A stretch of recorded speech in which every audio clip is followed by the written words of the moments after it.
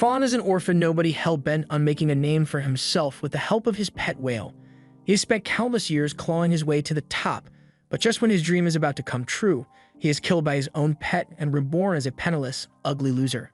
When Fawn opens his eyes, he finds himself in the middle of the forest, and miraculously he is still in one piece, although his clothes are different for some reason. He checks himself to see if he is still bonded with his whale, Nian, but sadly, it looks like his pet is gone for good. For now, he needs to figure out where he is and think of a way to get home, so he stumbles down to a nearby river to get a drink of water. However, when he sees his reflection in the water, he realizes that his face is way uglier than it used to be. He starts panicking and tries to figure out what could have caused this, but all the commotion draws attention to him, and eventually, a group of armed soldiers track him down. Fawn is confused and wonders why soldiers showed up all of a sudden, but before he could even say a word, they all draw their swords on him and take him into custody. Before all this, Fawn used to be the leader of the fast-growing Lianxiao Pavilion sect, and his only dream in life was to raise his sect to A class in the league rankings, and he was really close to achieving that dream. All he needed to do was win his next match in the sect tournament to prove himself.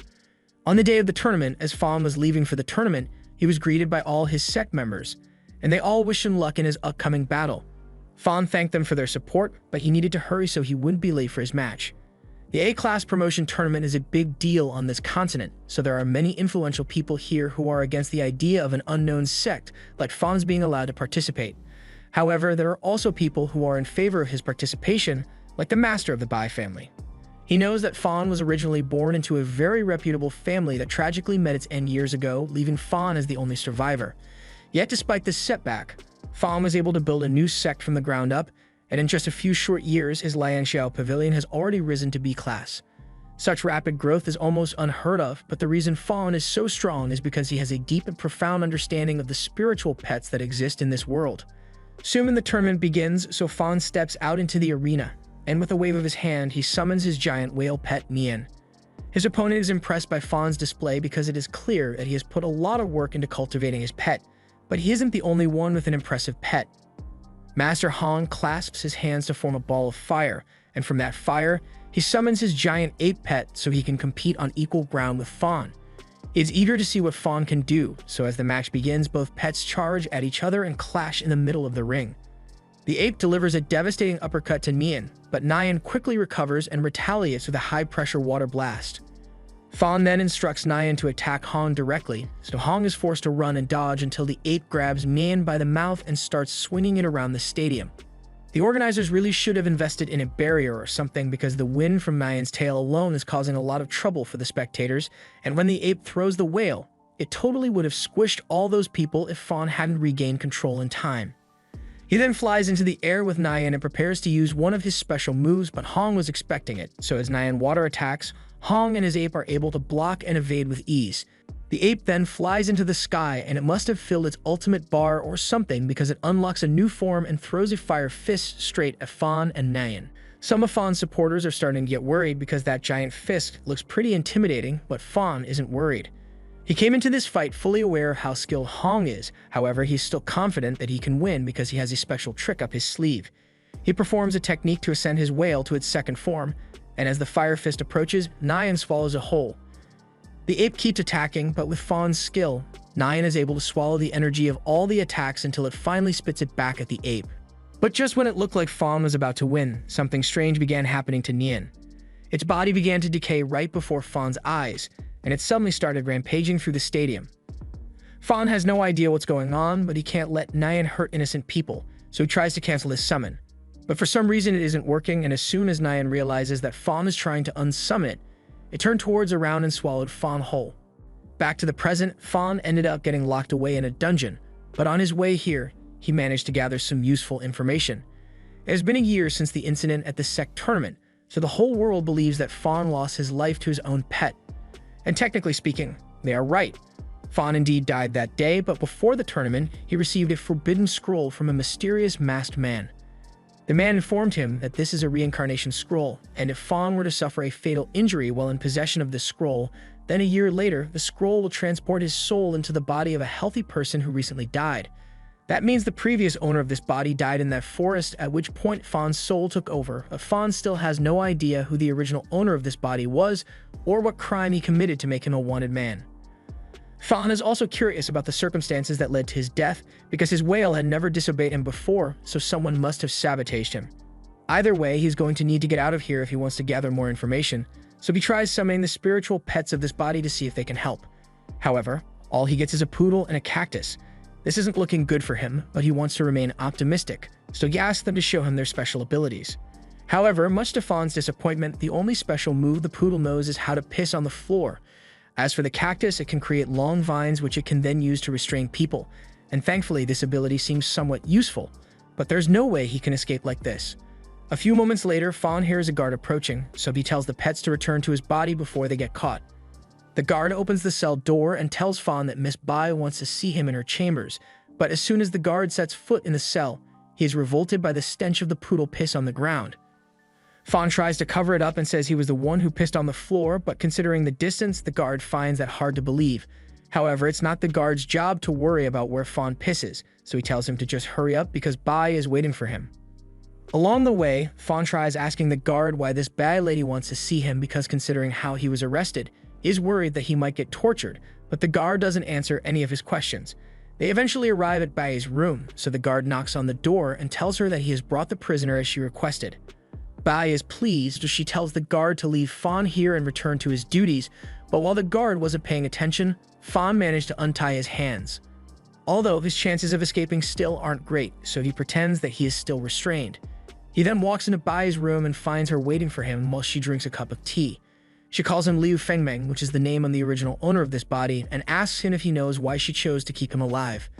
Fawn has no idea what Liu did to make someone like Bai mad, so he tries playing it safe and asks if she's going to give him a second chance to make up for his mistakes. However, the mistake in question is the fact that Liu grabbed Bai's melons in front of all the members of her sect. Fawn had nothing to do with that, but Bai doesn't know he reincarnated into Liu's body, and even if he told her, she probably wouldn't believe him anyway, so he tries apologizing to see if she will forgive him. However, Bai has no intention of forgiving him. She tells him that the only reason he isn't dead already is because she wants to make him suffer the same humiliation she felt, so she plans to make Fawn her slave and mess with him for the rest of his life. Fawn really doesn't like the sound of that, so he starts slowly backing away from Bai while trying to convince her that he would be a terrible slave. He eventually makes it to the door and he thinks he might actually be able to get away, but just as he is about to leave, Bai says she never gave him permission to go outside, so as punishment, she attacks him with her spiritual pet. Fawn manages to block the initial attack, but then Bai sends her snake out to attack him in its true form.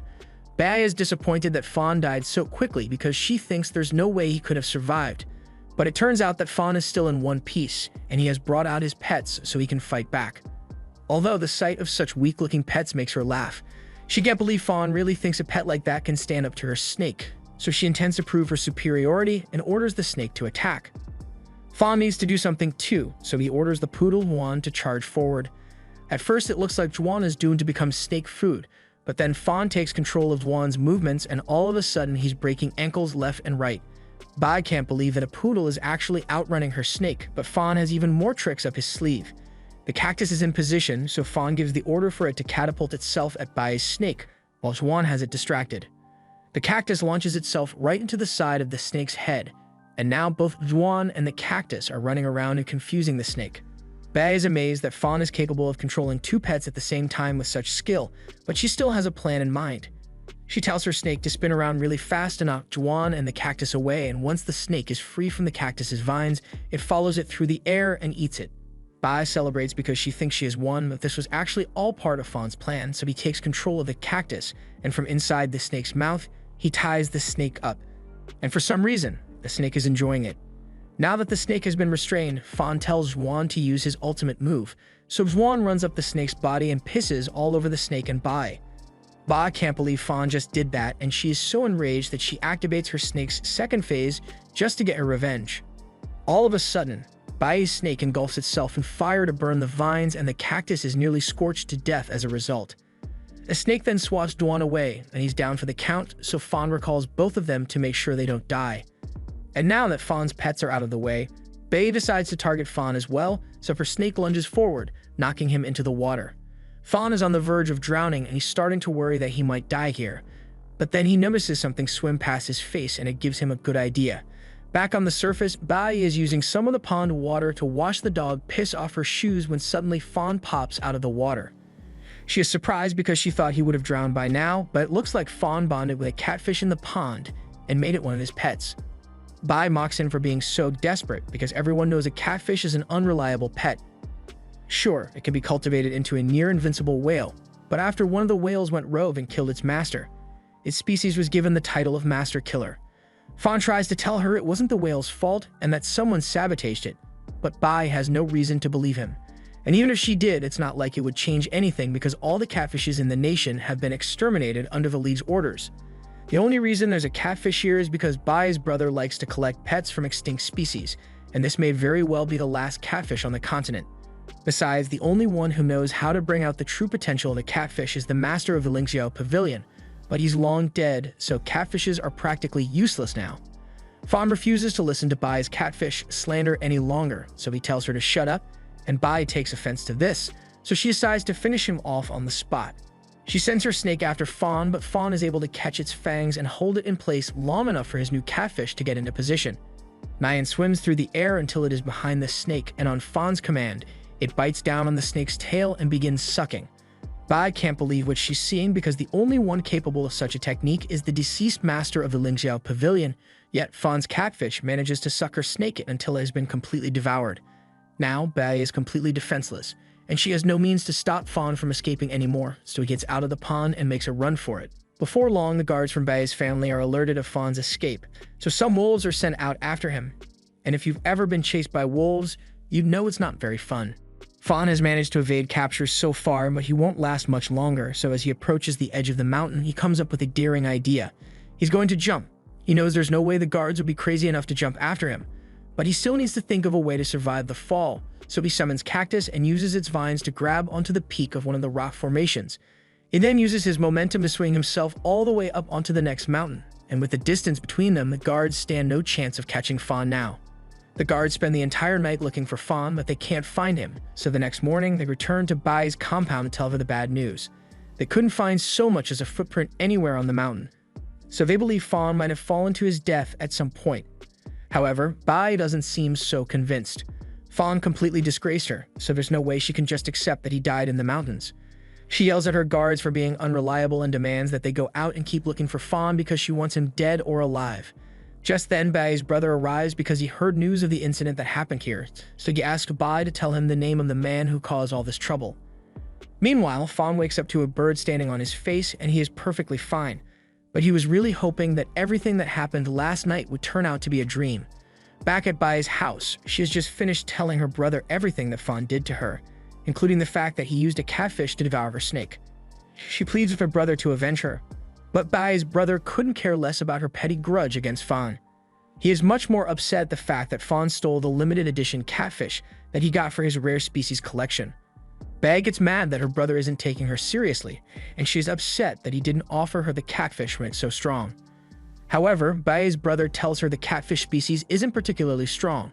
In fact, there's nothing special about it aside from the innate ability to devour things, but it only works on targets that are idle for a certain amount of time.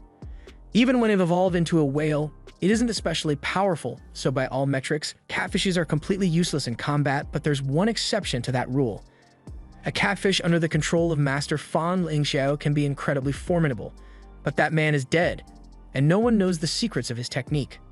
Speaking of Fawn, he is currently cultivating the catfish on the mountaintop while thinking about all the events that led him here. He failed to achieve his goals in his past life, and the entire legacy he worked so hard to build has been ruined by that incident. However, he refuses to give up, and no matter how long it takes, he swears he will rise to the top of the League and prove himself to the world. And the first step in Fawn's plan is to reunite with his sect members, so he heads to one of the League's branches and asks to rent out the fastest pet they have. Normally, you would have to pay a large sum to rent out fast pets like a shadow panther or a blue hedgehog, but Fawn says his pavilion has a contract with the League, so he's allowed to rent out pets for free. The attendant is more than happy to help, but he is going to need to confirm which pavilion Fawn belongs to, so he asks him to perform his pavilion's signature dance. Fawn was really hoping he wouldn't have to do this because the dance is really embarrassing, but he swallows his pride and performs it anyway. The attendant thinks it's hilarious, but Fawn tells him to just hurry up and look for his pavilion's listing already. However, when the attendant finally finds it, he tells Fawn that the Lianxiao Pavilion has been removed from the members' list. Fawn died in May last year, and as a result of the death of its master, the Lingxiao Pavilion was demoted to C class. Then a few months later, the League issued an order to exterminate all catfish pets, and since the catfish was the pavilion's signature pet, it was demoted yet again to D class. Finally, a few months after that, they were attacked and robbed by mass sects, and due to the heavy losses that the pavilion suffered, they were subsequently removed from the League registry. Fawn can't believe all that happened in the span of a single year, but if all this is true, then he needs to hurry back to the pavilion as fast as this pig can take him. But before that, he needs to stop at a pet service center so he can take care of Tuan and Cactus. Fawn arrives at the service center, and upon entering, he goes to talk to one of the receptionists at the front desk. She asks him how she can help, so Fawn explains that 2 of his pets were severely injured a while ago, so he would like to get them fixed up as soon as possible. The receptionist takes his pets and tells Fawn he can come back to pick them up later on, so Fawn decides to do a little more shopping. He goes to buy a defense scroll so he can train his pets, and luckily, he managed to arrive just in time to receive the final defense scroll that the shop had in stock. However, just before the clerk could hand it to Fawn, a man walks in with a tied-up girl and demands to buy the scroll instead.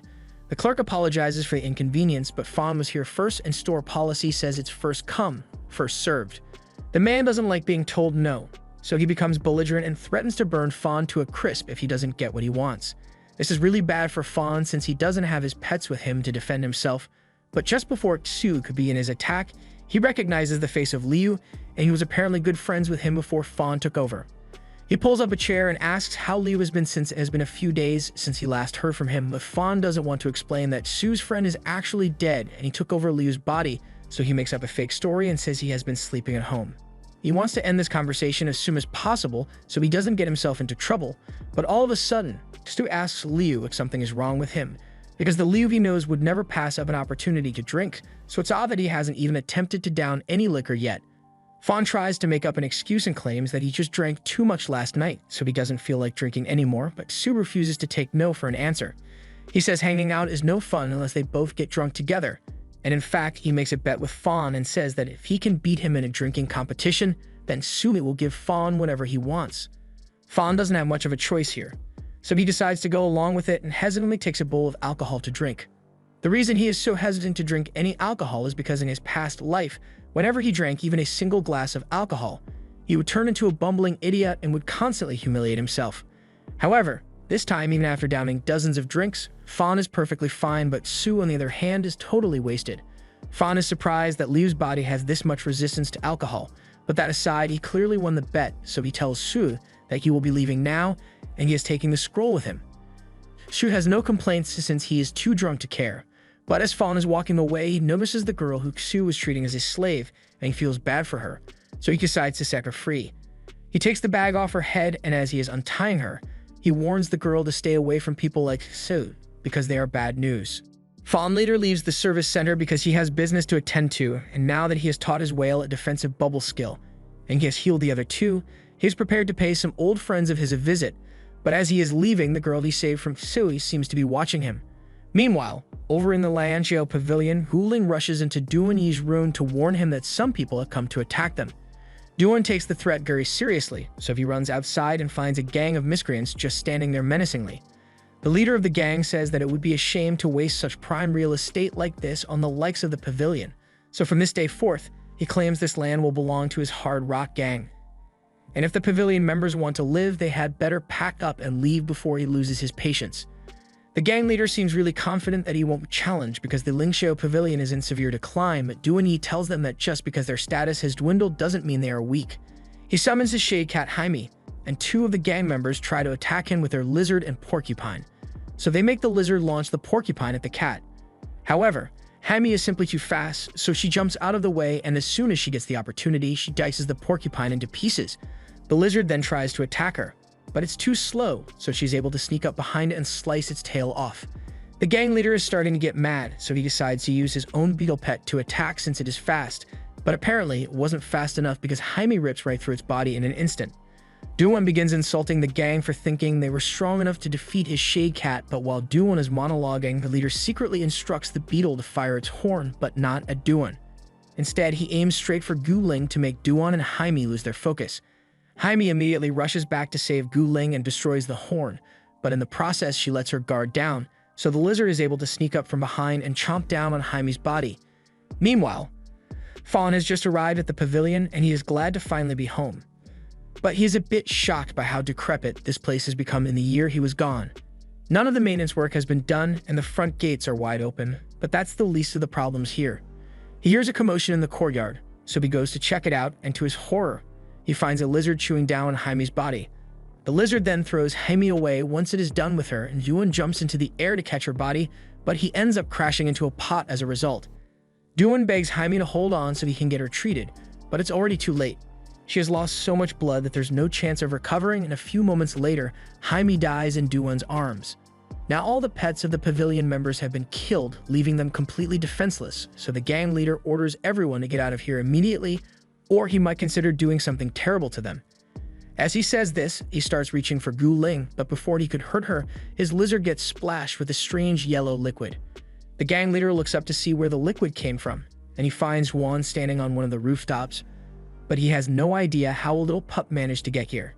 Just then, Fawn announces himself and asks the gang leader what he thinks he is doing here, but the gang leader tells Fawn to mind his own business because he thinks Fawn is some random nobody who wants to play hero. But when Gu Ling looks at the stranger, something about him reminds her of her former master. Fawn refuses to let a bunch of gang members take over the land he worked hard to earn, so he sends one in to attack, but the gang leader thinks Fawn must be stupid because there's no way a puppy could ever compare to a dragon lizard. He sends his lizard out to cut Juan down, but to his surprise, Juan is actually able to parry the attack. This makes no sense to him because the lizard should be several times stronger than the puppy, but the surprises don't end there because Fawn instructs Juan to use his new special move, so he runs forward and headbutts the lizard in the stomach. The gang leader can't believe a puppy actually managed to defeat his dragon lizard, but it was all thanks to Fawn's careful planning. Juan's urine attack is called Feeble Urine, and it has the ability to make anyone who gets covered in it several times weaker, so as soon as the lizard got sprayed at the start of the fight, Fawn had already won. The gang leader still doesn't understand how this could have happened to him, but he refuses to lose after coming this far, so he orders all his men to summon their backup pets.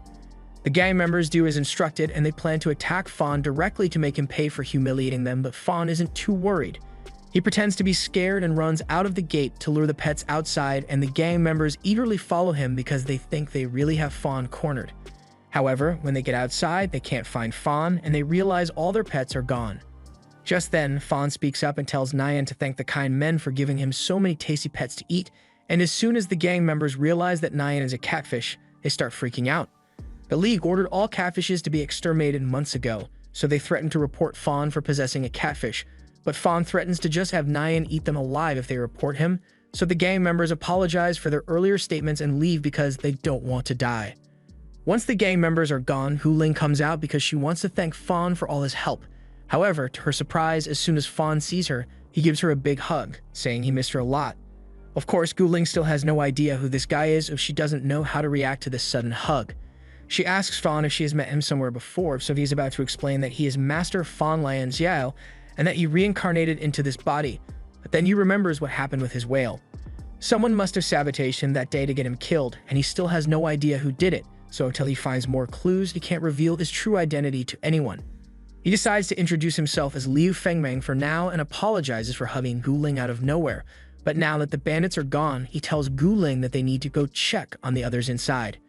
Gu Ling is certain that she has never met Liu before, but every time she looks at him, he exudes the same aura as her master, and she can't figure out why.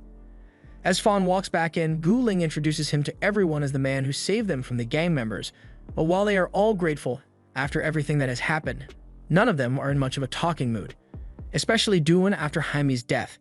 Jaime was the first pet he ever received from Fawn, so they've been practically inseparable for years, but now that she's gone, Duan sees no reason to continue being a pet cultivator, so he says he is leaving.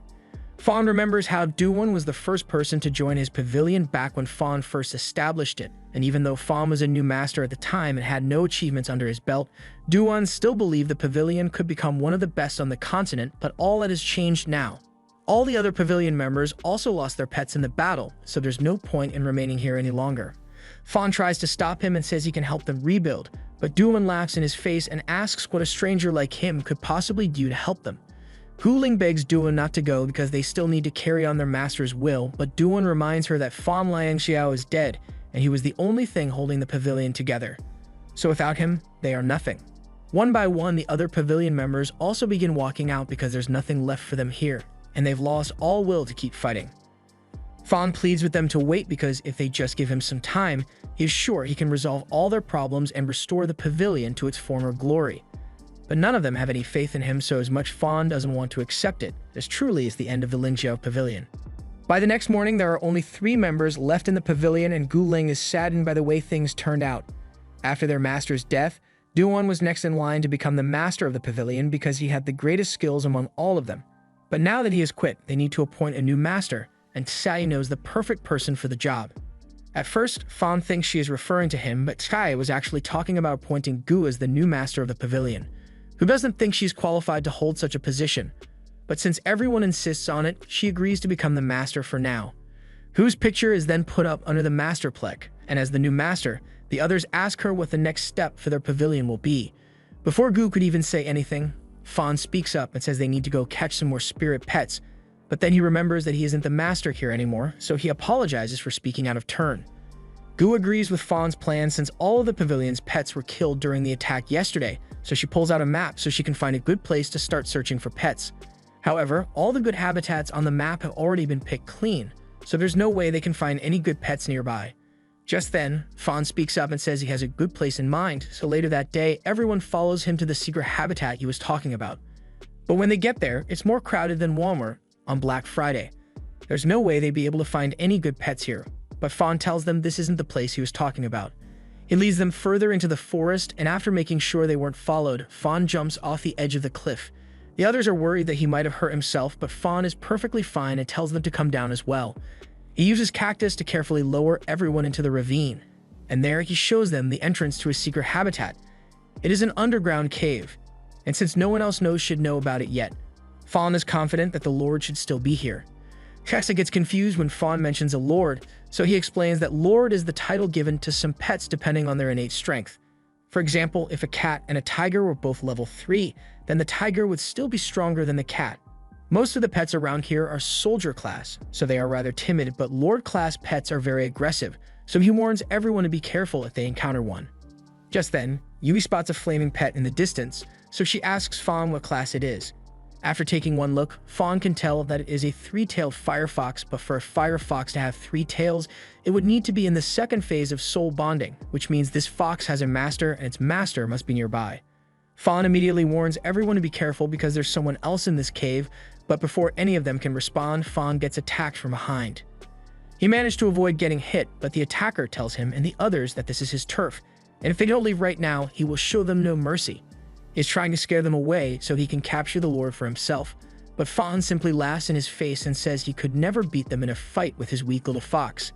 The others join in and say they could wipe the floor with the guy's pet without even breaking a sweat, but remember, none of them have any pets right now, so they are totally bluffing. Getting into a fight right now would be terrible, so Fawn came up with a plan and told everyone to pretend to be strong and bloodthirsty so they can scare him off.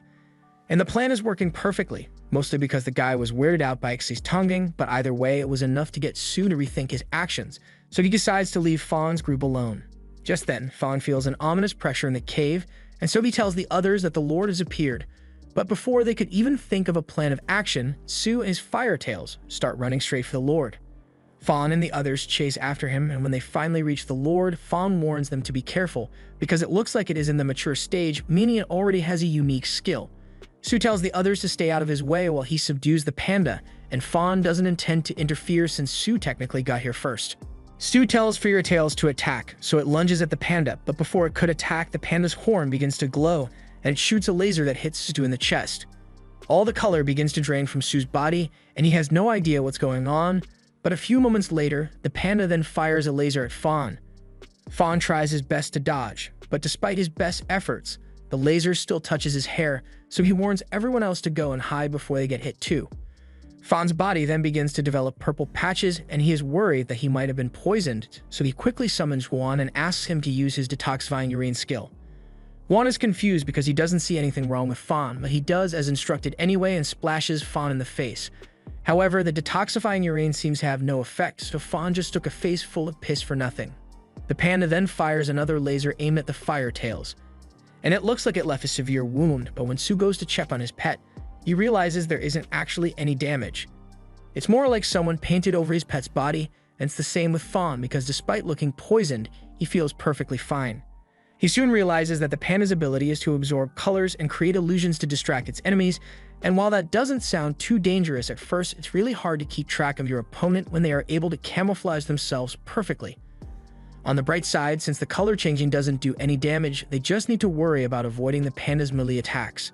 Sue tells Fairytales to keep dodging the panda's attacks, but then the panda makes his bamboo invisible, so Firetails isn't able to see it in time to dodge.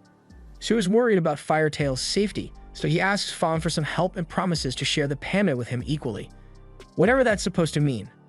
Fawn doesn't trust Sue, but he decides to help him anyway, so he asks Fawn to splash the panda with his feeble pea. The pea should have weakened the panda, so Fawn summons Cactus and asks it to bind the panda. However, they soon realize it was an illusion, and the real panda comes out of nowhere to kick the cactus away. It then creates a blinding flash of light with its horn, and by the time Fawn and Sue can see again, the panda has disappeared. They both stay alert since the panda might be hiding with his color control again, and as soon as Firetails spots something moving, it jumps into attack. However, it turned out to be a trap, and a second later, the panda drops from the ceiling to smash Firetails into the ground. It then uses its ultimate technique and shifts the color in the room to overload Fawn and Sue's brains. And while they are confused, it proceeds to beat them up, but Tuan still doesn't understand what's going on. Anyone caught in the panda's range should be disoriented by the shifting colors, but Tuan is color blind, so to him it looks like Fawn and Sue are just messing around. It eventually gets tired of watching its master lose to a panda, so while the panda isn't watching, Juan sneaks up from behind and smacks it in the head. And once the panda is on the ground, he pees on it to assert dominance. Fawn is shocked that Juan was able to beat the panda so easily, but he is glad that they finally caught the Lord. However, a moment later, Sue grabs the panda and starts running away. Fawn and the others chase after it, but Sue pulls out a dandelion pet and uses it to fly away, so there's no way they'll be able to catch him now. Fawn is disappointed that they wasted so much effort today and another Lord won't spawn here for a long time, so he suggests they just go to the market tomorrow to find some pets for everyone. Later that night, Sue carries the panda to the Temple of the East Sect, and as he arrives at the gate, he tells the guard that he is here to see Mr. Yo. The guard leads Sue to Yo, and Yo is pleasantly surprised that Sue was capable of capturing a lord all on his own. However, Sue didn't come here for empty compliments, he just wants Yo to keep his end of the bargain and release his pet. While Sue isn't paying attention, something seems to slip into his shadow, but he is too focused on Yo to notice. Yo tells his men to bring out the Ice Tails, and Sue is glad to see his pet again, but as soon as he tries to free Ice Tails, Yo's men try to capture Fire Tails. Sue demands to know what's going on here because this wasn't part of the deal, but Yo never intended to let Sue reclaim his Ice Tails. He orders his men to capture Sue, but Sue isn't a weakling, so he's able to fight them off with the help of Fire Tails. However, Yo then summons his pet, and from Sue's shadow, a giant figure emerges before slamming Sue's face into the ground. The next day, Fawn and the others head into town to buy a pet, but while Fawn is busy doing something else, the others spot a wanted poster for Liu Fengmeng in the middle of town. Gu tries to remain positive and says it might not be the same Liu who's helping them, so it would be best to keep it a secret for now and watch what he does to see if he really is a dangerous criminal. Just then, Fawn returns to the group and sees them huddled around the notice board, so he asks if something is wrong, and they all get startled. Everyone tells him they are fine though, and Fawn sees no reason to question it, so he tells everyone to hurry up so they can go buy some pets. But first they need money, so they head to the bank and Gu performs the pavilion's dance to access their account. But to her dismay, the teller tells her that someone withdrew all their money a few days ago. Gu breaks down in tears because she can't believe they got robbed of all their money, but then Fawn remembers that he was the one who withdrew that money when he was first reincarnated. Luckily, he didn't spend all of it, so he tells Gu he has some money they can use to shop for pets, although he decides to leave out the part about how he got it. The four of them then head out into the market, and as soon as they get there, Gu falls in love with this scent skipper. She thinks it's really cute, but it costs 20 tal, and they can't afford that right now. Yui immediately enters haggling mode and starts badgering the shopkeeper to reduce the price by calling the scent skippers ugly, dull, and useless. Eventually, she does manage to get a good deal for it, but at the cost of the scent skipper's self-confidence. After seeing Yui work her magic, Axe asks her for some help because she wants to get one of these pets, and with how goofy they look, Yui has all the ammunition she needs to bargain. Now both Axe and Gu have pets, but Yui hasn't chosen anything for herself yet, so they continue walking around the market. Suddenly, a man calls out to Yui and offers to sell her a new pet he just acquired, but the group immediately recognizes it as the panda that Sue stole from them yesterday. That panda is rightfully theirs, so Fu demands that the shopkeeper return it immediately, but while the shopkeeper knows it's a stolen pet, he isn't worried because he recognizes the uniform of the Lianjiao Pavilion and he knows they are too weak to be a threat to him. He is part of the East Sect under Yo, and this isn't the first time the East Sect has robbed the pavilion, so Gu is starting to get angry. But the shopkeeper tells her she can't attack him because it's against the League's rules to use pets in public. That may be true, but the rules don't say anything about using a pet that doesn't have a master yet, so Xai approaches the panda and gives it an idea. After a few moments, she gets the shopkeeper's attention and tells him that the panda managed to escape while he was arguing with Gu, and the keeper starts panicking because Yo would kill him if he found out he lost the panda lord. He opens the cage to try to go after it, but when he tries crawling into the hole, he realizes it was all an illusion and the panda is still inside the cage. And as you can imagine, it is not happy. The shopkeeper gets knocked out in one punch, but the panda is still dangerous, so Fawn is worried it might hurt someone. However, Yui tells him he doesn't need to worry. She approaches the panda and tells him the story of how her sect has fallen into ruin, and the entire time she was powerless to help her friends. So she asks him to become her spiritual pet so they can both get strong together. The panda sympathizes with her, so it agrees to become Yui's pet. But this is the first pet Yui has ever had, and she isn't familiar with the bonding process, so Gu explains how it's done and shows her the correct position. Once the ritual is complete, Yui has officially bonded with the panda lord and Fawn is happy for her, but a moment later, he notices Firetails tied up in the shop. From what he recalls, Sue really cared about Firetails, so Fawn finds it hard to believe that Sue would sell his pet so easily. Fawn releases the Fire and Ice Tails, and they tell him that Sue was captured and is being held hostage. Kexi asks Fawn if they should try to save him, but the East Sect is a lot stronger than they are, and their leader is as strong as a spirit general, so they are severely outmatched. However, Fawn says he knows of a way that they can beat the East Sect, so he tells everyone they should head home because he has something he wants to show them. Before Fawn died, he had hidden several upgrade pills under a tree, and with these pills, everyone will be able to make their pets stronger. Meanwhile, over in Yo's sect, Sue is chained up and is being tortured in order to force him to dissolve the contract he has with his pets. But even if Sue were to do what Yo wants, he knows he would still be killed regardless. That same night, Fawn and the others begin their raid and Sue can hear all the commotion outside, but he has no idea what's going on. Eventually, Fawn's group arrives at Sue's cell, and they are here to bust him out. After releasing Sue, Fire and Ice Tails run over to him, and he is so glad to see that they are okay. But he doesn't understand why Fawn would go so far to help him. However, Fawn simply tells him that they are here on a mission today and Sue is pretty strong, so they could really use his help. That's all Sue needed to hear, so he grabs his shirt, and everyone heads out to raid the East Sect. A little while later, Yo arrives and finds a bunch of his guards beaten up on the floor. The guard tells him they are being raided, and Yo is surprised that someone was bold enough to raid his sect. Fawn is currently looking for Yo so he can challenge him, but he accidentally stumbles across Yo's treasure room instead, and this is honestly way better. There are a ton of rare things here, including rare antiques, advanced scrolls, and even upgrading material. This works out really well for Fawn since he can finally upgrade Teddy and Cactus out, but upgrades take a while, so he's going to have to wait until after he has defeated Yo. However, just then, Yo emerges from the shadows and tells Fawn he is willing to share those upgrade materials with him if he joins the East Sect. Fawn tells him he appreciates the offer, but he is already part of the Lianjiao Pavilion and he is here to avenge them. Yo tells Fawn that if he really wants to avenge the pavilion, then he should be going after the traitor who set up their master and got him killed. Fawn refuses to believe that one of his pavilion members really betrayed him, and Yo doesn't intend to waste any time convincing him, so he begins his attack and aims right for Fawn's eyes. Luckily, Cactus is able to pull him to safety, but Yo sends his shadow pet after him again. Fawn runs through the treasure room to try to get away from it, but the shadow is too fast, so he starts grabbing antiques off the shelves and throwing them at it. He wasn't expecting the antiques to do much, but to his surprise, the shadow actually stops chasing him because Yo cares a lot about these antiques, so he's putting them back on the shelves with him. That gives Fawn an idea, so he instructs Teddy to punch a vase off the top shelf, and when it hits the floor, Yo screams because that thing cost him a ton of money. Right after that, Cactus jumps up onto a shelf and proceeds to pull it down onto Yo to bury him. But just when Fawn thought the fight was over, Yo's shadow stabs him through the chest. He realizes the shadow is too strong for him to defeat on his own, so he needs to regroup with Gu and the others as soon as possible. Gu's group has just finished releasing all the pets that Yo held captive, but then she hears an explosion coming from the area Fawn went to, and she is starting to get worried. Fawn eventually makes his way over to Goo's group, but he is heavily injured, so he asks the others to buy him some time while Goo's scent skipper heals him. Just then, Yu's shadow arrives and goes straight for Sue, but before Sue could be hurt, his Fire and Ice Tails jump in to save him. Fairy Tails tries to blast the shadow, but the shadow vanishes and then reappears behind Sue. It is about to knock Sue out, but Ice Tails shoots the shadow before its punch could land. The shadow then slinks away, so Fawn tells Yui to use her panda's light skill to weaken the shadow. It seems to work since the shadow is forced to back off and the scent skipper has finished healing Fawn, so he can finally rejoin the fight.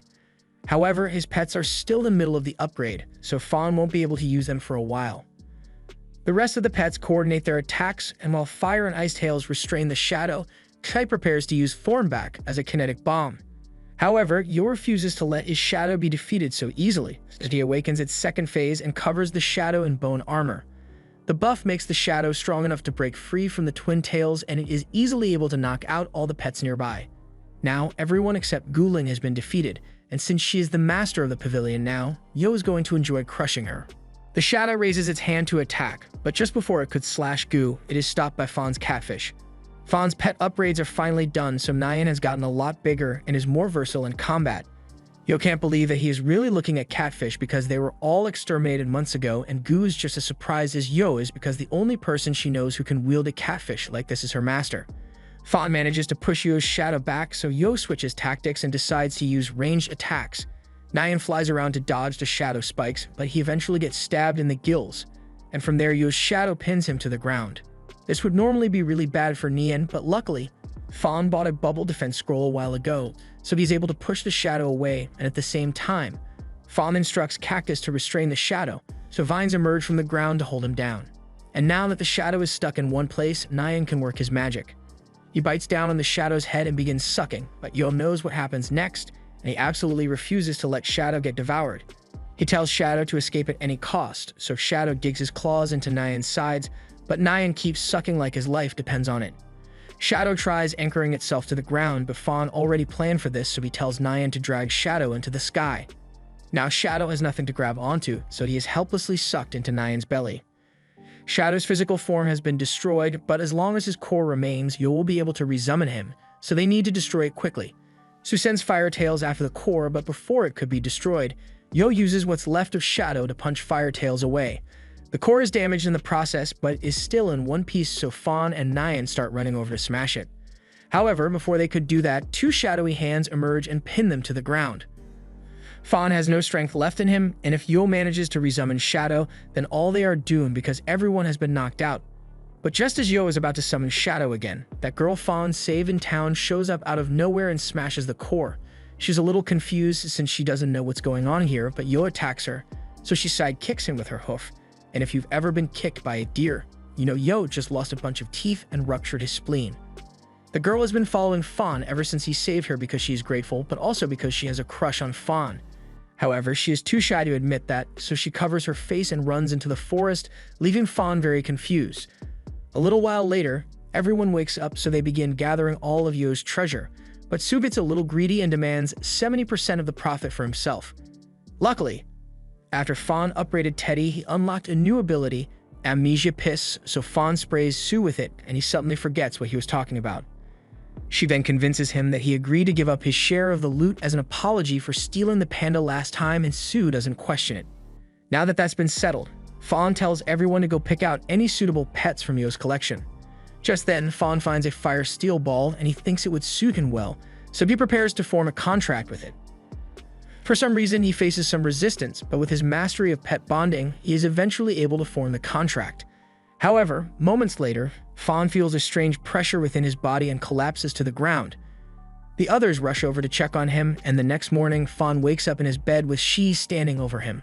She got really worried when Fawn collapsed out of nowhere, but since he's awake now, She and Yui are going to make him a good meal to restore his strength. Fawn doesn't understand what happened to him earlier, but he remembers being attacked by a strange force right after he tamed the steel ball.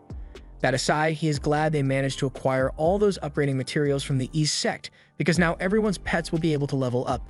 Speaking of which, he recalls that catfishes get a storage space when they level up, so he asks Nyan to take him inside because he wants to check out how big it is. Nyan is happy to oblige, so he swallows Fawn, and Fawn is pleased with how it looks. With this rate of growth, everyone's pets should be able to reach the third stage of soul bonding before they D-rank sect assessment in a few months. But before all that, Fawn needs to figure out who the traitor who sabotaged him in his past life was. There's no way it was Gu Ling or the others here, so he believes it must be someone outside his sect who betrayed him. But until he figures out who that person is, he's going to have to stay on guard. Just then, Fawn recalls that he used Nyan in front of Gu, so he should probably go talk to her about it. He finds Gu out in the shrine she made to honor her deceased master, and she apologizes for making Fawn put in so much work for the good of the pavilion when he is still a newcomer. But ever since Fawn joined them, she feels like they might truly be able to restore the pavilion to its former glory.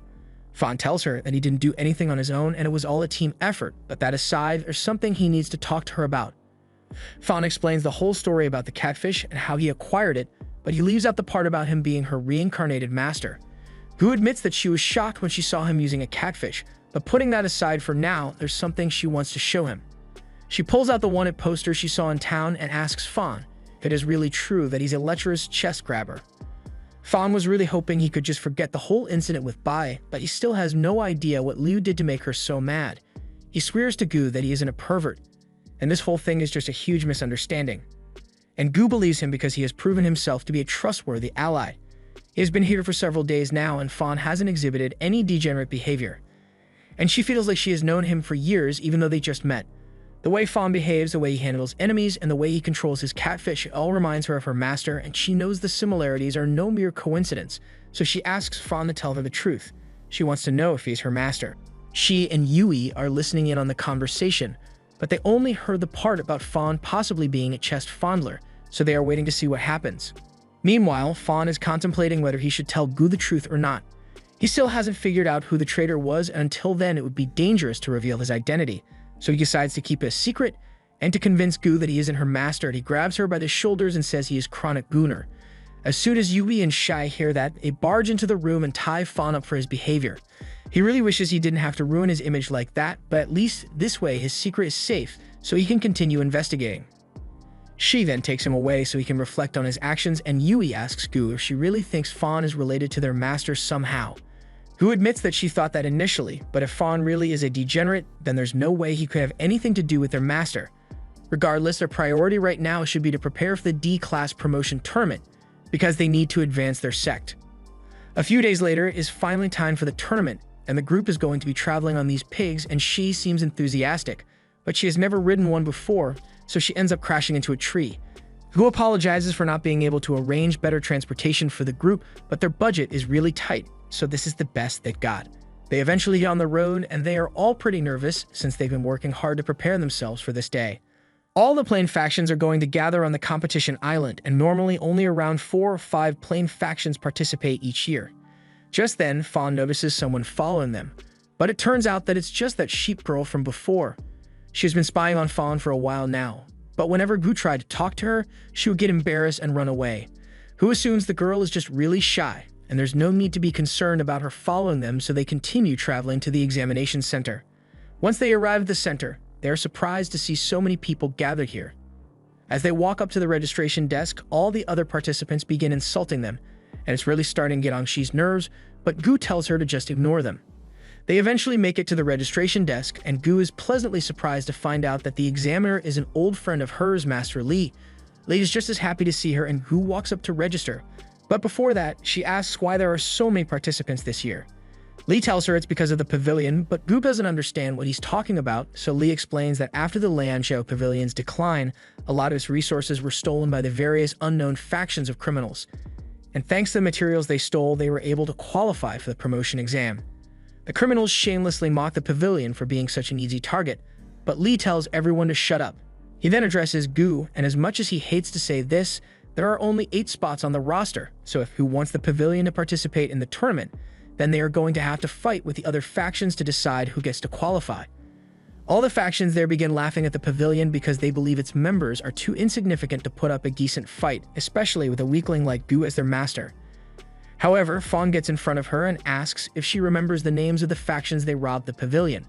Gu tells him it was the Hongfu, Guangshao, Shengnan, and Yayang were responsible, so Fawn calls them out. Fawn remembers the Hongfu faction and its leader in particular, Wang Fuge. A couple of years ago, the Hongfu faction got robbed, so Wang came to Fan begging for assistance. If it weren't for Fan's kindness towards Wang, the Hongfu faction wouldn't exist today, but Wang couldn't care less.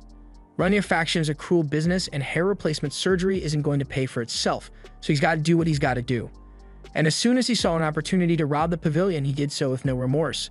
Fan is disappointed that Wang would stoop so low, but hearing him talk about it so shamelessly makes it a lot easier for Fan to take his revenge. Fan summons Teddy, and all the opposing factions are shocked because Teddy is level 8. They had thought the pavilion wouldn't have any strong pets left. Wang encourages his men to stay focused because a single dog can't beat all 3 of them. However, a moment later, all their pets get grabbed by an uprated cactus's vines, and Teddy seizes the opportunity to run up and pee on Wang. And with Teddy's new level, he unlocked Poison Pea, so Wang doesn't have long before it takes effect. He starts calling over to the other criminal factions to help him take Fan down. But to his dismay, he finds out that all the pavilion members have leveled up their pets and were able to easily defeat the other factions.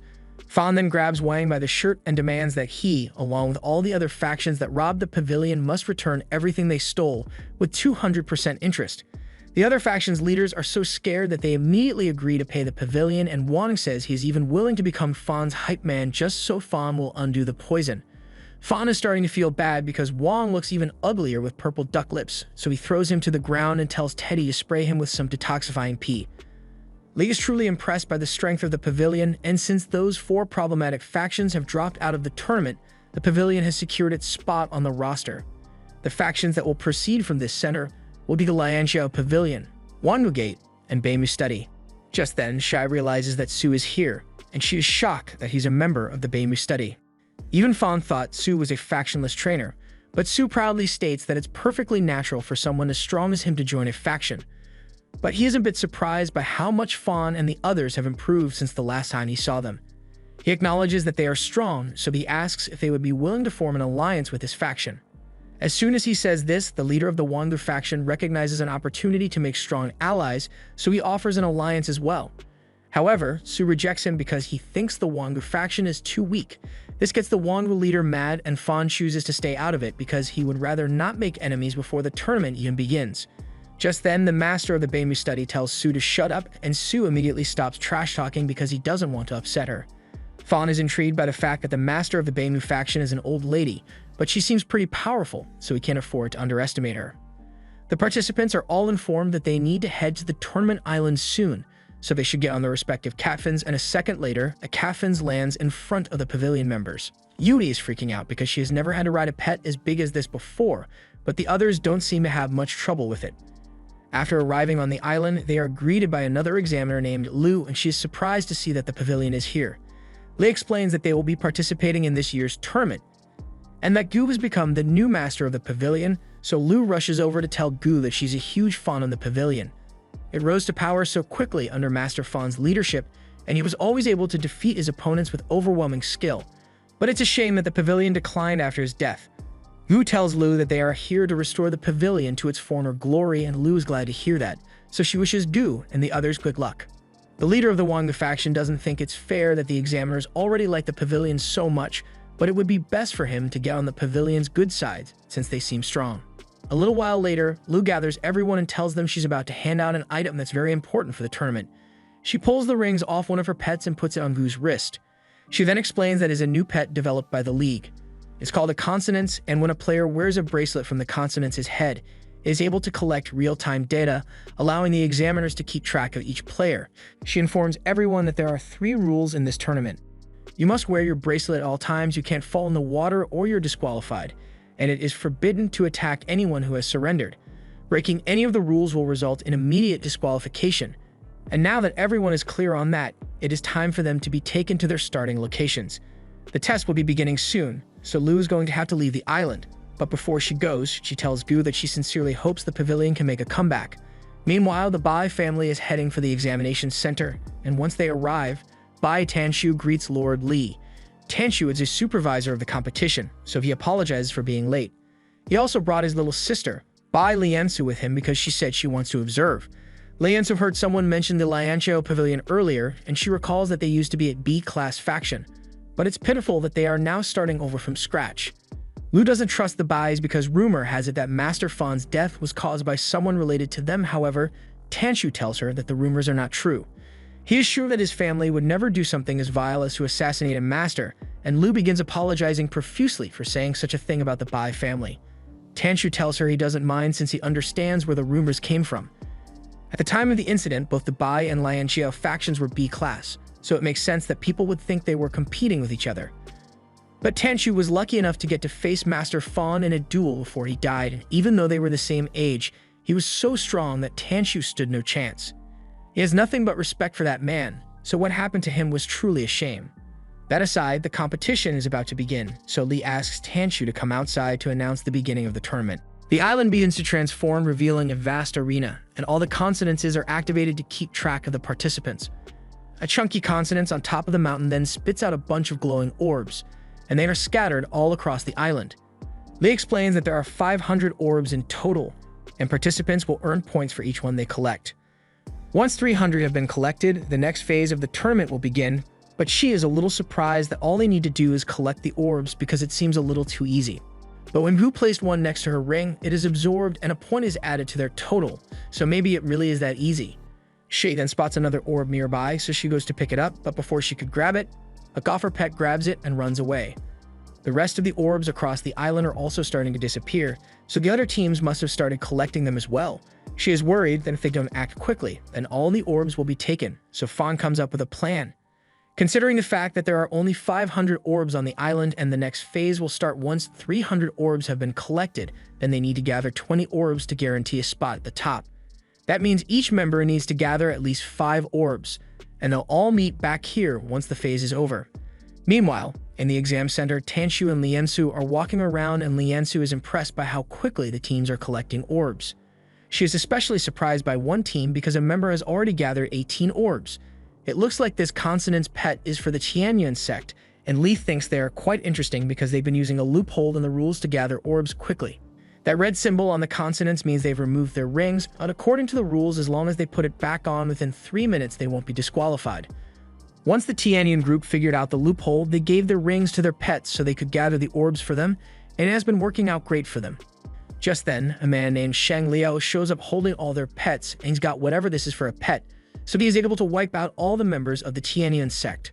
Over in the control room, Liansu is shocked to see that all the members of the Tianyuan sect were eliminated at the same time. According to the consonances, the reason for the Tianyuan's elimination was because they didn't put their rings back on in time, but given how smart they were with the loophole, Li doesn't think they could have messed up the timing.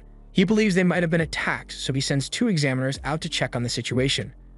Meanwhile, Fan is busy collecting orbs with Teddy and Cactus, but after he absorbs one, a team nearby notices him, so he has to hide. The team belongs to the Hongluan sect, and Fan recalls that it's the same sect that Xu belongs to, so they might know Liu. Just then, Teddy runs out and starts licking the girl on the team because he recognizes her, and the girl recognizes Teddy as Liu's dog, so she knows he must be nearby and yells for him to come out. Meanwhile, elsewhere, Guling has just found an orb, but as soon as she picks it up, she gets jumped by a sect, and it looks like Duan Yi is a member. Gu is glad to see Duan again and asks him what he is doing here, but before that, he clarifies that he isn't a member of this loser faction. The 2 attackers tell Duan that they saw Gu first, so he had better get out of here unless he wants to become their next target, but Duan completely ignores them and continues chatting with Gu because it has been a while since he last saw her. The 2 nature faction members are now infuriated, so one of them summons a pet and tells it to attack, but before it could even do anything, it is torn to shreds by Duan's pet. Gu recognizes those paws and tails, and she is delighted to find out that Hemi is still alive, so she runs over to see her. However, as she gets closer, she realizes that something is really wrong. For some reason, Hemi looks like a decaying corpse, but she doesn't have any time to ask Duan about it because the nature faction members launch another attack. Gu yells to warn Duan, but he's already aware and takes control of Hemi to obliterate nature's pets in brutal fashion. He then instructs Hemi to attack the faction members, and the 2 of them are terrified, so they immediately surrender. And according to the rules, Duan isn't allowed to hurt them once they surrender, but the rules don't say anything about scaring them, so Duan has Hemi launch a harmless blast near their faces. Once the message has been sent, Hemi walks away and starts eating the remains of the pets she killed. Gu asks Duan what happened to Hemi, but Duan tells her it's pretty obvious. Jaime was revived thanks to the power of the Rakshas faction that Duan joined. He also tells Gu that there's no need for her to continue to struggle as part of the pavilion because he can get her a spot as a member of the Rakshas faction alongside him. But instead, Gu asks Duan to come back to the pavilion because thanks to their new member, they have a good chance of returning to their former glory. Duan scoffs at the idea, but Gu tells him she is serious. In fact, after a single month of training with Liu, everyone at the pavilion was able to level up their pets to the soul-building stage. But Duan doesn't think it's all that impressive. He says Liu is just a cunning outsider, and there's no way they could rejuvenate the pavilion with a few random pets. Gu admits that it will be difficult, but if Duan were to come back, she's sure they could make it work. However, Duan never wants to be associated with the pavilion again. He's not going to fight Gu in this tournament out of courtesy for everything they've been through together, but from this moment on, he thinks of her as nothing more than a stranger. Elsewhere on the battlefield, Shai and Thorn have just found their fourth orb, and Shai is really excited, but he is also upset because even though Thorn is in the 6th soul-building stage, he's still got that goofy look on his face. If it doesn't change soon, then people won't take him seriously when he becomes rich and powerful. While Shai was busy contemplating whether he should get a new pet to replace Thorn, Thorn went out to go grab the orb. Shai tries to stop him at first because there could be something nearby waiting to ambush them, but a few seconds pass and no one shows up, so Shai thinks it's safe. But as soon as he's about to absorb the orb, a boy comes out of nowhere and demands that he hand it over. Shai does a quick height check and determines that the boy must be a lot younger than him, so he wonders how he got here. He asks him if he's an examiner's little brother or something, but Nishin informs him that he is the master of the super cool Invincible Temple faction. Shai finds it hard to take him seriously when his faction has such a childish name, so he figures he must just be a weak kid who's calling himself the faction leader. He absorbs the orb right in front of Nishin and tells him there's nothing he can do about it. But a second later, Nishin's body starts glowing and Shai realizes he might have messed up. The energy from Nishin's summoned pet can be seen all across the island, and before long, an Emperor-class dragon descends from the sky. It is so spectacular that it even garners the governor's attention, so he pulls Nishin's file and finds out that he's a part of the 8th region.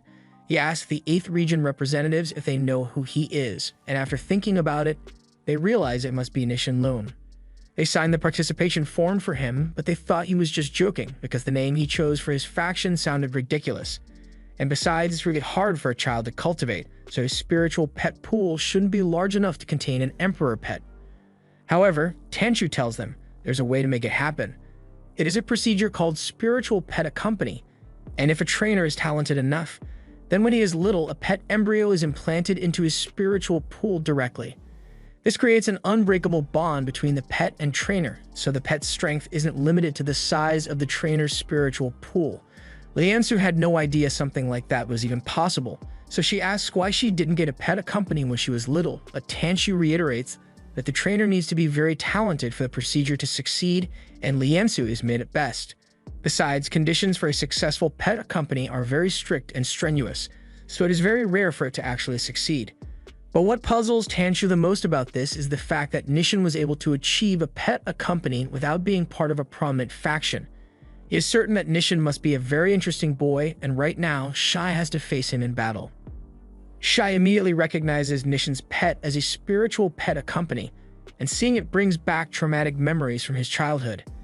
His family tried to perform the procedure on him when he was little, but Shai didn't have the talent to complete it successfully, so he had to suffer through countless excruciating failures. He was called a waste over and over by people who saw him as nothing more than a host, and even Shai's father turned his back on him because of it. Now Shai is faced with the embodiment of everything he failed to become, and it is incredibly frustrating, but he vows to prove that he can still become great without a pet accompany, and he will do it by defeating Nishin. Nishin accepts the challenge and sends his dragon after Shai, so Shai grabs Thorn and tries to jump out of the way. Meanwhile, in the control room, Liansu asks her brother if there's even a point to this competition, since it's obvious that an emperor pet would outclass every other pet on the island. But Tanshu tells her it's not that simple. There is one major fault with the pet accompany, and that's the fact that pet's growth is closely tied to its master's cultivation. And generally, children are high-level cultivators, so Nishin most likely hasn't mastered proper control over his dragon yet. Back to the fight. It looks like Tanshu was right because Nishin's attack completely missed Shai, and the dragon ended up crashing into the ground. Nishin gets annoyed and starts yelling at Scale for messing up such a straightforward attack, but Scale starts yelling back at him because Nishan's instructions were more confusing than rocket science. The two then start going back and forth over whose fault this is, completely forgetting that they are supposed to be fighting Shai. Shai decides to seize the opportunity to launch a surprise attack, so he has Thorn enchant a rock, and after throwing it in the air, he launches several rock shards at Nishan. Nishan and Scale instantly stop arguing, and Scale fires a blast to destroy the spikes before they hit Nishan. But in the process, he also accidentally hits the island, and the lion turtle is not happy about that. Shai uses the momentary distraction to sneak up behind Nishan, and he's about to land a punch on him, but Nishan has a trick up his sleeve. He asks Scale to give him 5 points of strength, and his eyes suddenly begin glowing. Nishan's strength suddenly rises dramatically, so he is able to blow Shai away. But Shai doesn't understand how a trainer could possibly have so much strength. Nishan is proud of himself because this is one of the special abilities of an Emperor pet that he recently unlocked, and it boosts him so much that he is now stronger than Thorn, so nothing he does will hurt Nishan anymore. Shai tries to punch Nishan while he's gloating about his strength, but Nishan easily grabs his hand and punches Shai away. However, Shai refuses to give up, so he and Thorn begin attacking at the same time to try to overwhelm Nishan.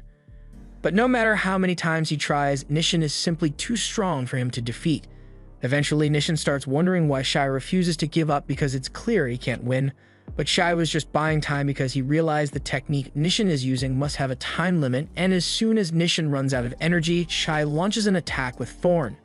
Unfortunately, there's no limit on how many times Nishan can reactivate the techniques, so as soon as he spots Thorn heading his way, he asks Scale to give him 10 more points of strength, and this raises his power so much that he is able to knock Thorn out in one punch. However, he's not done yet. He doesn't want to give Thorn a chance to recover, so he hits him with a hammer fist and then goes to land a killing blow on Shai. But a man suddenly yells for Nishan to stop, so Nishan pulls his punch back an inch away from Shai's face, and from the force behind it, Shai definitely would have died if it connected. Nishan whines to his dad that it's not fair to interrupt his fight out of nowhere, but his dad points out that Nishan was totally about to murder that poor boy. Plus, summoning Scale came with a whole intro animation, so Nishan has most likely drawn the attention of everyone on the island by now. Nishan tries to defend himself and says Shai was being really annoying, so Nishan's dad goes up to Shai and attempts to resolve this peacefully. He tells Shai that he must have realized the difference in their strength by now, so he should understand that there's no way he can win. He promises to let Shai live if he surrenders right now, but Shai knows the man doesn't really want to kill anyone, so he says he would rather die than surrender. Nishan begins laughing at his dad because Shai just called his bluff and his dad doesn't know what to do at this point, so he decides to just leave Shai alone so he and Nishan can go gather more orbs. He asks Nishan how many orbs he has managed to gather so far, and Nishan proudly shows him that he has gotten one. Nishan's dad begins raising his hand, and when Shai sees this, years of trauma from his dad beating him come flooding back, so he thinks Nishan's dad is about to hit him for only having one orb. However, Nishan's dad is actually a good father, so instead he congratulates Nishan for managing to get an orb, and Nishan seems really happy. Seeing this makes Shai really sad and jealous because not only did Nishan possess the power he failed to acquire when he was a kid, but he also has a loving father, so Shai is taking a lot of L's today. Thorn can see that he's upset, so he tries cheering him up, and Shai realizes there's no point in wallowing in self-pity, so he gets up and tells Nishan that he will become strong enough to beat him one day. And Nishan promises to give him a rematch whenever he wants. Meanwhile, Yui and Panda haven't had much trouble on their end so far. Thanks to Panda's help, she has successfully gathered all the orbs she needs, so while the panda may seem a little grumpy, she thinks he is very reliable. Just then, she notices a few orb lights disappearing one after another, meaning someone must be over there collecting them. Yui briefly considers confronting them, but she has collected enough orbs to pass the tests, so she doesn't want to risk getting into any fights. However, before she can leave, Panda has already started walking toward the opponents, so Yui has to follow him. Unfortunately, it turns out that there are 3 of them here, and Yui isn't confident that she can handle 3 people at once, so she's hesitant to attack. But Panda, on the other hand, is already out there demanding that the girls hand over their orbs.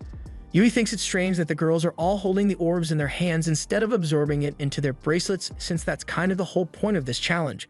But the girls still refuse to hand the orbs over, so Panda gets angry and attacks the one with green hair. This leaves the girls with no choice, so they all summon their pets and attack. Unfortunately, while their pets may be cute, they are also ridiculously weak, so Panda knocks them all out in an instant. Yui is starting to feel bad because the girls are now cowering in fear from Panda, but this is still a competition. So she tells them that if they hand over their orbs, then she will let them go. However, the girls beg her not to take their orbs, because if she does, then their friend Yami will die. It sounds like the situation is really complicated, so Yui sits down with them so they can explain the whole story to her. The girls tell Yui that they are a new idol group from the Kinyu house, so their master asked them to join this competition as a publicity stunt. He arranged everything for them ahead of time and told them that simply joining would be enough, so they shouldn't worry about winning. However, they never expected the other pet masters here to be so malicious, because even though the girls had nothing to offer, they were still attacked. And the pets they have are completely useless in a fight, so they were defenseless. And to make matters worse, an evil man kidnapped Yami and demanded that the rest of them bring him 5 orbs if they want to see her alive again. Yui has heard enough, so she asks the girls to show her where this evil man is so she can take care of him. The girls are thankful for Yui's help, so they lead her to the place where Yami is being held captive. When they arrive, the man is surprised to see that they've come back so soon, so he asks if they gathered the orbs he demanded. However, the girls show him that they only managed to gather 3 orbs instead of 5, so the man threatens to kill Yanmai right here for their failure. He orders his, whatever that is, to clamp down on Yanmai's head as hard as it can, but just before the man's pet could pop her head, the girls plead with him to stop because they know of a method that he can guarantee his victory. This gets the man's attention, so he stops squeezing Yami's head and watches eagerly as one of the girls reaches into her sleeve. However, that was just a distraction to buy enough time for Panda to sneak up on him, and Panda successfully manages to pull the pet away from Yami to keep her safe. Once the man realizes he is being attacked, he orders his pet to fight back against Panda, but with a single punch, Panda completely disintegrates the pet's entire body, leaving the man speechless. The girls begin to cheer because they think they've defeated the man, but the man still has a backup plan in place, so he points to Yami and tells everyone that he already implanted a spine-breaking worm in her neck, so if any of them make another move against him, then he will kill Yami instantly. Yami is clearly in a lot of pain, so for her safety, Yui is forced to stop attacking the man. The man now believes he has the upper hand, so he walks over to Yui and tells her that she can either watch Yami die, or they all let him implant worms in their necks so he can make them his tools. And if they are lucky, once the tournament is over, he may be willing to let them go. Maybe. He tells her hurry up and make a choice because he hasn't got all day, but those words send Yui into a flashback where she experienced something similar. Before she joined the pavilion, she and her former team had been massacred, but since she was still conscious, the one responsible decided to toy with her a little. He told Yui to choose one person who will get to leave here alive, one of her 2 friends or herself. Yui ended up choosing herself, and she's felt guilty ever since for what happened that day, but she refuses to let the same thing happen again. Red energy begins flowing from Yui's body as she smacks the worm out of the man's hand, and before he can react, she twists his arm and squishes his head between her thighs to slam him into the ground. Yui eventually chokes the man out, so the worm he implanted in Yanmei's neck loses its grip and Panda is able to remove it without hurting her. The girls are all relieved that Yami is finally safe, so they run over to hug her. But when they turn to Yui to thank her for her help, they realize that there's something wrong with her because she mumbles the words, "Go away," and collapses on the floor. Seeing this, they all rush over to check on Yui, and when she finally wakes up, she seems fine, but she has no memory of what happened a few minutes ago. She asks the girls what happened to the man. So they explain that Yui knocked him out, and he probably won't be able to get up for a while. Yui is shocked to hear that she was the one who knocked him out because she doesn't remember doing that. But since the problem has been resolved, she really needs to get back to her team now, so she says goodbye to the girls. However, before she leaves, the girls ask her which faction she's part of, and after Yui informs them that she's a member of the Lianjiao Pavilion, they give her the orbs they collected and say they have a favor to ask. They don't intend to participate in the competition anymore, so once everything is over, they ask Yui to allow them to join the pavilion with her, and Yui would be more than happy to welcome them. Back in the control room, the governor is given a list of all the participating factions and their scores, and the Beacon Society is currently in first place. Liansu is curious what position the pavilion is in, so she asks about it, and she is told that the pavilion is in 7th place with 16 points, which is really impressive. However, there's also some bad news because when some instructors went to investigate the disappearance of the Tianyin faction, they discovered that they had all been killed. Liansu is shocked to hear this, but the governor is more so disappointed because he realizes that there is someone out there bending the rules to kill contestants without getting eliminated. If this goes on for much longer, more people could be put in danger, so he decides to begin the next stage of the tournament. Meanwhile, after Fawn met up with the girl from Liu's old faction, she started following him around all over the place, so Fawn asks her to just go back to her faction already and leave him alone. Jian begins pouting and says she's not here because of Fawn, she just hasn't gotten to play with Teddy in a long time, even though she also really wants to spend time with Fawn. Fawn can tell that Jian must care about Liu a lot, so he asks her what type of man she thinks he is, and after hearing him say this, Jian misunderstands the question, so she starts talking about all the dirty things she and Liu used to do in bed. This is really making Fawn really uncomfortable, so he backs away, but this confuses Jian since Liu would never act so shy around her. So Fawn makes up an excuse and tells her that he has been getting really bad headaches lately, so he lost a bunch of his memories and doesn't remember her well. Jian gets worried when she hears Fawn mention headaches because it sounds really similar to that weird disease that Liu used to have. This intrigues Fawn since it might explain the pain he has been feeling, so he grabs Jian by the shoulders and asks her to tell him all the details. However, touching her gets her flustered, so she goes red from embarrassment and punches him in the face. Jian later apologizes for hitting Fawn, but she says it's his fault because she never gave him permission to touch her, at least not until they are in private. Just then, Jian notices a pet sneaking up behind them, so Fawn turns around to prepare for an attack, but it turns out that it's only Firetails, so there's no need to be worried. Su then walks over and he's glad to see Fawn again, but then his master shows up at the top of a cliff and asks him if he has found any enemies yet. Stu tells her that there's no need to fight because these guys are his friends, but Fawn thinks it's a little weird that Su's entire faction is staying so close together since it is really inefficient. And while that may be true, Su tells him there are special circumstances that require them all to stay together, but he's not going to explain why. Just then, Su senses a terrifying presence approaching and he knows it's bad news, but it's too late to escape because Nising of the Beacon Society is already here. Su tells his master to wait a moment and let him do all the talking, so he then turns to Ni and politely asks if they can just leave. During this stage of the tournament, there's nothing to be gained by attacking other people because points can't be transferred and there are no orbs around here to acquire, so it would be pointless for them to fight right now. Su makes a good argument, so as much as Ni was looking forward to a good fight, he is reasonable enough to agree with Su. Su thanks him for understanding and says they are going to leave. But in a stroke bad luck, before they could leave, an announcement is made that the next phase of the tournament will now begin. And during this phase, points can be obtained by stealing the bracelets of other players, so Nei now has a reason to fight them. He jumps down from the cliff and lands right in front of Fawn and the others, but while Fawn is ready to fight, Jian and Su most certainly are not, so Su grabs his hand and starts dragging him away. Fawn asks why Su doesn't want to fight, so he explains that they would gain very little from fighting Nei, and he doesn't think they stand a chance against him anyway, so the best option is to run. Fawn asks if Nei is really that strong since he is sure that with Su's entire faction here, they should be able to defeat Nei. But about that, Su's faction isn't real. After Su and the others ran away, Nei turned his attention to Su's faction members, but as soon as he attacks, the two guys surrender. The old lady was about to surrender as well, but she got hit before she could finish saying the words, so her arm is broken. Nei can't believe all of them surrendered without even summoning a single pet, so he accuses them of mocking him. But the three plead with Nei to spare their lives because they aren't even real pet trainers. Meanwhile, Su is explaining to the others that he didn't have enough members to participate in the tournament, so he hired 3 people he found on the side of the road to pretend to be part of his faction. Fawn calls him an idiot because he just put innocent people in a lot of danger, and Su knows he messed up, but now all he can do is hope that the 3 of them can surrender in time before Nei does anything to them. At the same time, in the control room, Liansu asks the governor if he is trying to get the participants to kill each other, because a rule like this sounds like it will cause a lot of unnecessary deaths. However, the governor tells her that the point of this new rule isn't to make the participants fight each other. Back with Nei, he has taken the bracelets from all 3 of the fake faction members, but he is annoyed when he finds out that none of them had any points. The 3 explain that they gave all the orbs they found to Su, so he has all the points, and they beg Nei to just let him go because he has no use for them. However, Nei is so angry that he decides to kill the old lady for no reason at all. According to the governor, the point of this stage is to give the weaker factions a chance to surrender so only those with true determination will remain, but he failed to account for people like Nei who kill without remorse. And now, after dealing with Su's fake faction, he plans to target Su next. This was the end of episode 7. Subscribe to not miss the next part.